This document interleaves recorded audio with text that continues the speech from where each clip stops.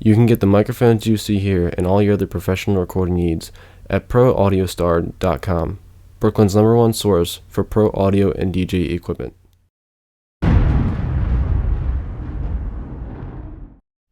Hi, welcome to WorkingManStudios. This is Carl. Today is my first microphone shootout, and we're going to do a good one here. We're going to do some of the most top-selling microphones that I can get my hands on. You all, of course, know the legendary Shure SM58, and we also have the AKG D5, which is a fairly new release in the microphone world. Both these microphones can be had for about $99 on any retail website. On eBay or Craigslist, you can get them for a lot cheaper.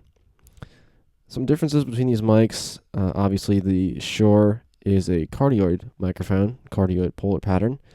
The frequency response of the Shure SM58 is about 50 to 15,000 kilohertz. So you're getting some of the bass and some of the highs. Not getting all the highs, though. That's where the D5 comes in. The D5 is a super cardioid polar pattern, which means it's tighter with a little bit of pickup in the back here. And it has a frequency response of 70 to 20,000 kilohertz. So it rolls off the bass a little bit and you pick up more highs.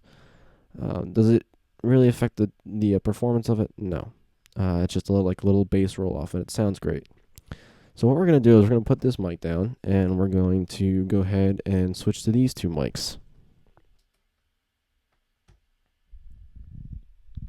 Now first up is the SM58. You can hear the gain of the mic has gone down, so it's not a very hot output mic. It's a little muddy, smooth on the frequency response, and it sounds fairly good. It's definitely the most widely used microphone in the world, basically because it's a legend. People buy it. It's almost too good. It's almost too bad for its status, actually. Its status is overwhelming, pretty much. That's not saying it's not a bad microphone. It's a very good microphone. I personally like it. But when I switch over here to the D5, you can see how muddy and unclear that microphone sounded. D5 has a very nice present sound. There's enough bass there compared to the SM58. The SM58 seems to have a little bit more bass, but the D5 also has a little bit hotter output, and it sounds great. The 58 is a cardioid pattern microphone, so it's going to pick up on the sides a little bit. Not as much as, say, the D5 here would. I can kind of go to the sides, and it's going to drop off. I don't know if you heard me when I said drop off. It uses a thing called varimotion, which allows the diaphragm to take extra deep kind of drawback. So where this would perform normally, this would perform at an accelerated rate, basically. The D5 and the 57 are both great examples of microphones. It's almost not worth getting a 58 anymore because of everyone's trying to compete with the SM58. They're all bringing out their own designs of kind of cardioid pattern microphones and or super cardioid pattern microphones that handle high sound pressure levels and sound even better than the 58. This thing is extremely durable. We all know that. How does this stand up? I guess only time will tell, since I am not going to risk breaking this microphone just to try it out.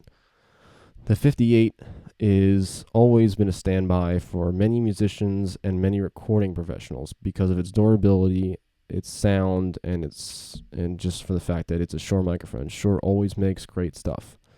I'm not saying this is a bad microphone. I'm not saying this is a bad microphone.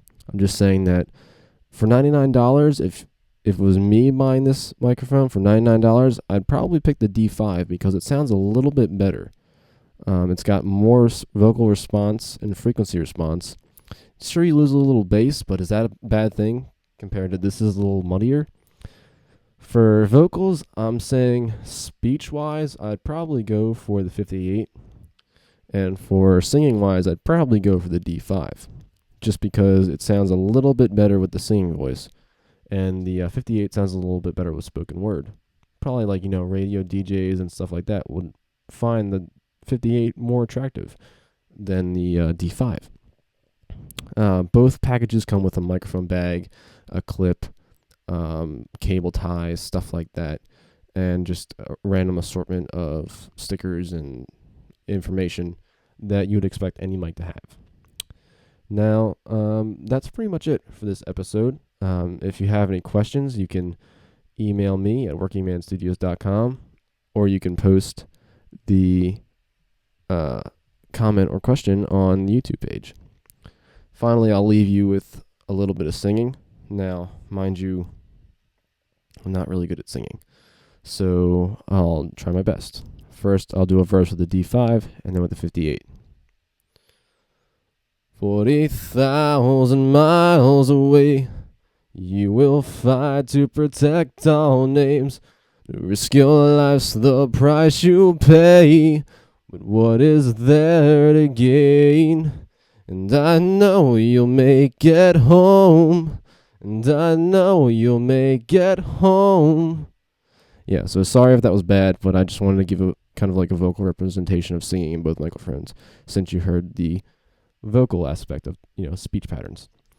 All right, this is Working Man Studios. Thanks for watching.